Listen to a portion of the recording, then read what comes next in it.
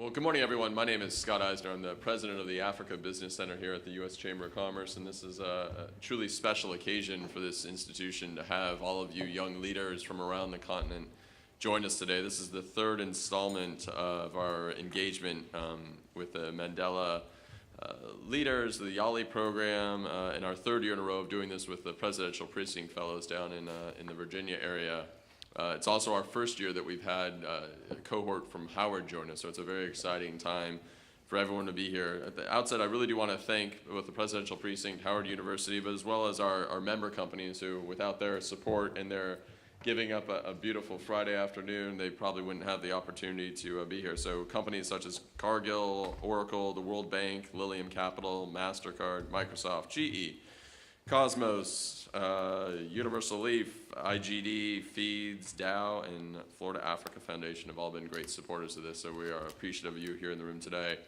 U.S. Chamber of Commerce has had a very pronounced Africa program focused on how do we enable our members, such as the ones you see around the room today, get a better footing in the continent, figure out how they find the right folks to employ, how do they get through and navigate some of the waters where it's been uncertain and places where they don't have the greatest visibility. And that ranges from companies that are name brands like GE to other ones that you've never heard of, the small and medium-sized enterprises that are quite anxious and interested in the continent but haven't had an opportunity to explore the opportunities to export or diversify their supply chains. And so things like today's forum help to educate us as much as hopefully it educates you on what the corporate community is looking to do when they hire folks. This year is an interesting year in U.S. African affairs, I'd say, at the outset. There's a lot of changes going on around the continent, elections coming up in places like Zimbabwe, the cataclysmic changes we're seeing underway in Ethiopian Eritrean relations. I think a year ago, no one would have guessed you would have had the heads of state of two countries like that sitting across the table from each other, shaking hands, hugging, and even you've seen transformations taking place in South Africa. You have Nigeria elections coming up next year. It is an exciting time to see the continent take shape of new leadership, hopefully a younger leadership, and that's why we're so excited to have you all here today, because you truly are, the folks in this room are the ones that this community, that the U.S. Chamber, just broadly in the United States, is going to be looking towards for the next 20 years to tell us how to do business in your countries. One special note, last year we focused on how do we present a story in a totality to our members around what Africa looks like from an investor confidence standpoint. So off to the right of the rooms on breaks, there's little maps set up on a touch screen that you all can play around with it. We've tried to figure out what are the 12 or so indices that are out there from the World Bank on through a host of others to give small and medium-sized companies a sense of where Africa sits in relationship to each other rather than just seeing one small score.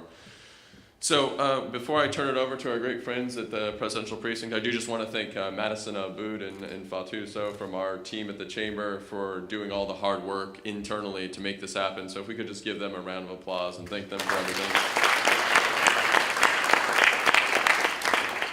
And without further ado, I was told to keep my remarks extremely brief because I didn't have much interesting things to say, and these folks to the left had the bulk of it. So I'll turn it over to our friends at the precinct. Thanks so much. Thank you, Scott. I'm Jim Murray from the Presidential Precinct. I'd like to welcome you. For those of us with the precinct and our 25 remarkable visitors who've been with us for the past 6 weeks, this is the concluding event for the precinct with respect to the young African leaders. There are way too many people for us to thank for everything they've done over the past 6 weeks, but there are a few that deserve special mention. First of all, Scott, thank you, the U.S. Chamber and the African Business Center for hosting us today. We're also really pleased to have with us 25 folks from the Howard University cohort of Mandela Fellows. This is the first time we've expanded this beyond the Precinct Fellows. We'd like to do even more. I think the lessons that we have to discuss today are valuable to every one of the 700 visiting African leaders who are in the U.S. For the past 6 weeks.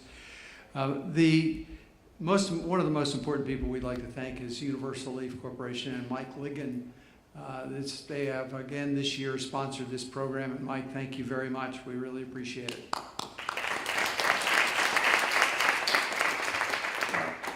For those of you from Howard and others who have not been here before, I'd like to just give a brief overview of the nature of the Presidential Precinct. We are a nonprofit, nonpartisan organization dedicated to promoting education, dialogue, and the exchange of ideas surrounding the institutions and the people and the history where American democracy was created in Central Virginia. We are a collaboration between two universities, the University of Virginia and the College of William and Mary, and 4 institutions.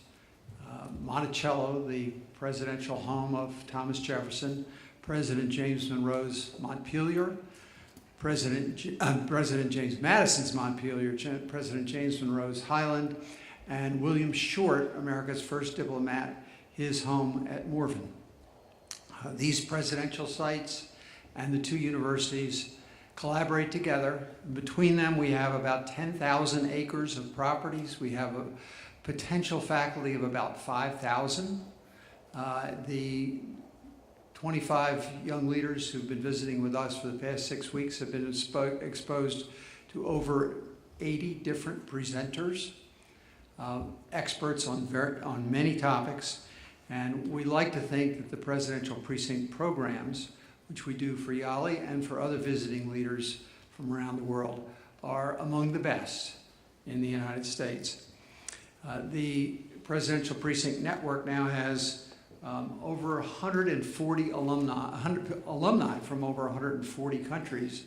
That's a big number, but if you think about it, there are 3,000 alumni of the Young African Leaders Program now after 5 years. Those 3,000 sound like a big number, but for the business people in the room, you should be reminded that in order to get to those 3,000, 220,000 young Africans have applied to be in this program. So it is a very exclusive program, and the people who are in this room are among the best of the best young Africans. To our 50 fellows, I would like to say we have saved perhaps the most important topics for the last day. It's obvious, it's intuitive, but we should be reminded that nations cannot grow, people cannot feed themselves, societies cannot prosper and become strong unless they have strong functioning economies. Too often we have civic leaders and political leaders, otherwise very smart people, who tend to assume that jobs happen, that employment happens, that business somehow happens. Well, I hope today we can have a lively discussion about why business happens, how businesses develop, and why it is that in some places, some cultures, some political structures, businesses prosper, and in other places, cultures, business fails. We must first understand these basic principles if you, as Africans, want to go back and influence not only your small segment of the economy, but your country's economy generally. How do you grow jobs? How do you make your economy grow? So what are the lessons? We have said, and you've heard this from me, most of you from the precinct, that we're not here to preach. We're not here to promote a particular form of government or a particular philosophy. We're not here to preach. We're here to encourage a collaboration and discussion. And we're going to start here in a few minutes with 4 experts, and you'll hear from a bunch of experts, and you'll have an opportunity to talk to them firsthand during these roundtables.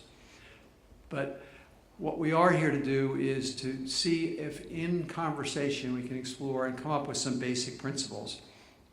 Although there are no absolute principles, history has taught over thousands of years that there are a few basic things that seem to repeat, that seem to come back, lessons that one might call iron laws. And there are a few iron laws of economics. I would like to finish by quoting what may be one of those. Dr. George Friedman, who's the editor of This Week in Geopolitics, wrote last year about what he thought one of those iron laws was, a three-part iron law. He wrote, ideally, a business will choose to operate in a country, A, that's powerful enough to protect it, B, stable enough to define a set of laws that govern business, and C, capable enough to enforce those laws. So we think about that today. Ideally, a business will choose to operate in a country powerful enough to protect it, stable enough to define a set of laws that govern business, and capable enough to enforce those laws. By the end of the day today, it'll be interesting to see if you agree with Dr. Friedman or not. So with that, let me invite you to welcome Dr. Lucinda Aquia Doyle of Howard University. Thank you.